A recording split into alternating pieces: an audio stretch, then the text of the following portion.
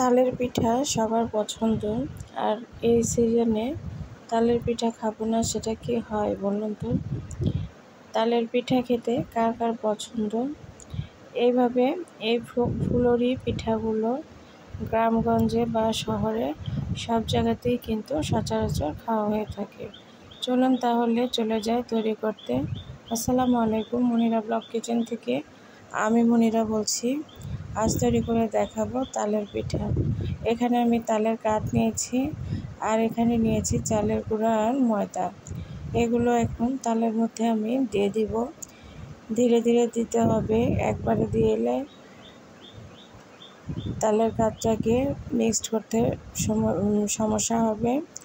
তো আমি এখন দেখুন ধীরে ধীরে দিয়ে নিচ্ছি।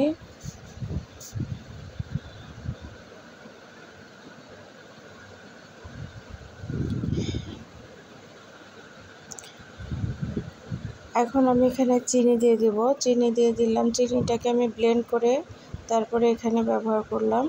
এতে করে দ্রুত এটি গলে যাবে চিনিটা। এখন ভালোভাবে চামচের সাহায্যে মিক্সড করে নেব।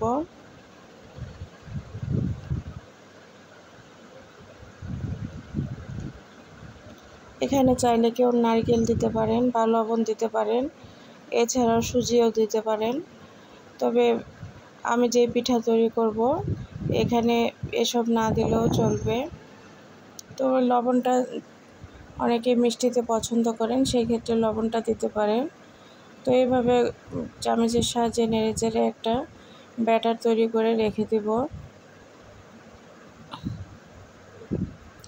এখন আমি চুলার উপরে একটা কড়াই দিয়ে তার মধ্যে তেল দিয়ে ভালো করে গরম করে নিয়েছি। আর এখন দেখুন হাতের সাহায্যে এইভাবে ছোট ছোট করে পিঠা তৈরি করে নেব। এই পিঠাকে আপনারা কি নামে আপনাদের কাছে পরিচিত অবশ্যই কমেন্ট করে জানাবেন। অনেকেই তো এই পিঠাকে তালের ফুলুরি পিঠা বলে।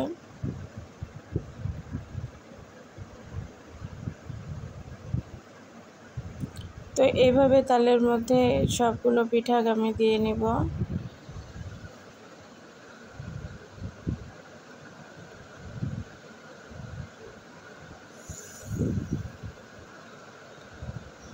পিঠাগুলোকে দিয়ে মিডিয়াম আঁচে জাল করে নিতে হবে।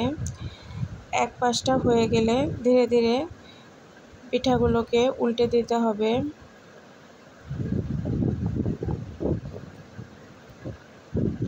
ভালো করে লক্ষ্য করলেই বুঝতে পারবেন এক পাশে হয়ে গেলে পিঠাগুলো কড়াই থেকে ছুটে আসবে আর উপরে ভেসে উঠবে। তো এভাবে আমি এখন উল্টে দিব। দেখুন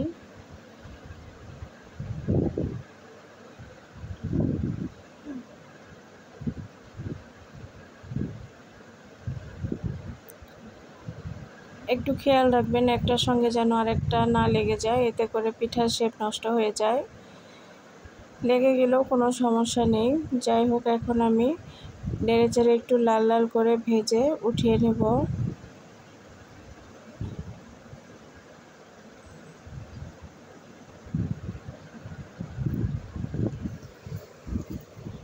ছোট থেকে বড় সবাই কিন্তু এই পিঠাগুলো অনেক পছন্দ করে। আমি পিঠাগুলো ছেঁকে উঠিয়ে নিলাম, এখন আবারও দিয়ে নেব।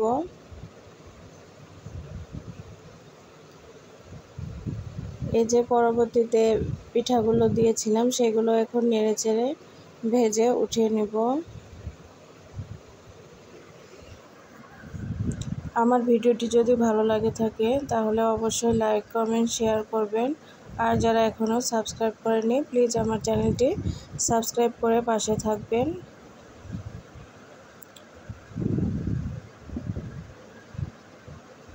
এই যে সবগুলো পিঠা আমি এখন উঠে নিব, নিয়ে আপনাদের পরিবেশন করে দেখাবো।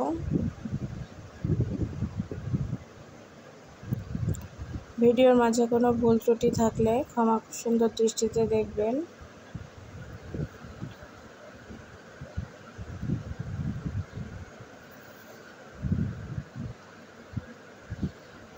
পিঠাগুলো ভাজা আমার হয়ে গিয়েছে। এই যে দেখুন মাশাআল্লাহ কত লোভনীয় হয়েছে। এই পিঠাগুলো কিন্তু খেতে দুর্দান্ত স্বাদের হয়ে থাকে। আমি আপনাদের দেখাচ্ছি ভিতরটা কেমন হয়েছে। এই যে দেখুন, ভিতরে কিন্তু একদম পুরোপুরি সেদ্ধ হয়েছে। ভালো থাকবেন।